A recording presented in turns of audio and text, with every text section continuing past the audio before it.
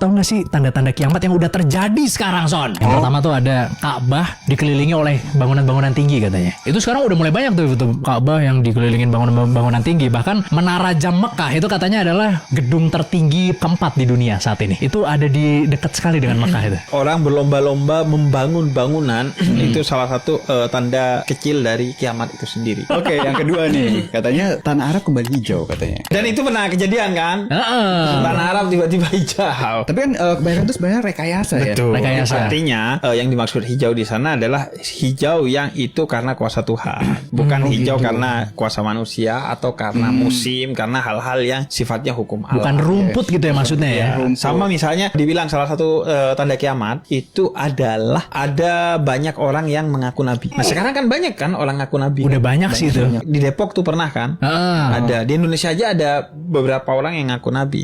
Cuman kalau lu baca redaksi hadisnya itu yang dimaksud adalah orang yang mengaku nabi dari bangsa Dajjal. Jumlahnya 30. Artinya kita harus hati-hati. Karena kalau enggak, kalau salah membaca, kita bukan hanya berbohong atas nama nabi, yang itu tempatnya di neraka. Tapi kita akan menimbulkan pesimisme dalam hidup. Seringkali orang itu ngomongin kiamat karena udah secara mental dia kena.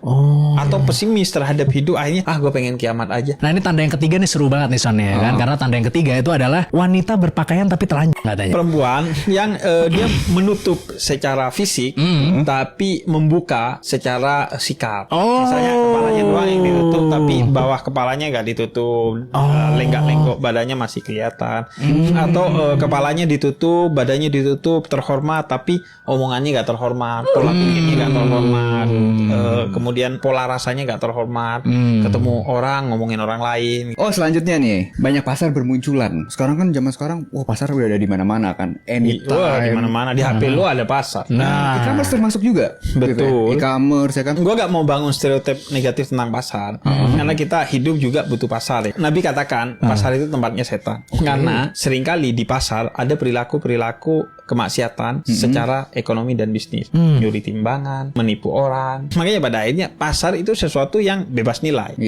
Tinggal lu menilainya seperti apa. Kalau lu menjadikan itu tempat untuk bertahan hidup, menjaga harga diri, memenuhi kebutuhan, maka itu menjadi sesuatu yang positif. Terus yang terakhir yang kelima nih, laki-laki menyerupai wanita, wanita menyerupai laki-laki. Itu paling banyak dibahas gitu ya. Betul. Katanya kan Rasulullah, dan kata Nabi itu terlaknat. ya Rasulullah melaknat laki-laki yang menyerupai wanita dan wanita yang menyerupai laki-laki. Itu katanya salah satu tanda-tanda kiamat juga. Iya, artinya orang-orang yang sudah tidak stay di karunia Tuhan kepada dia, termasuk mengubah-ubah apa yang telah dikaruniakan Tuhan pada dia.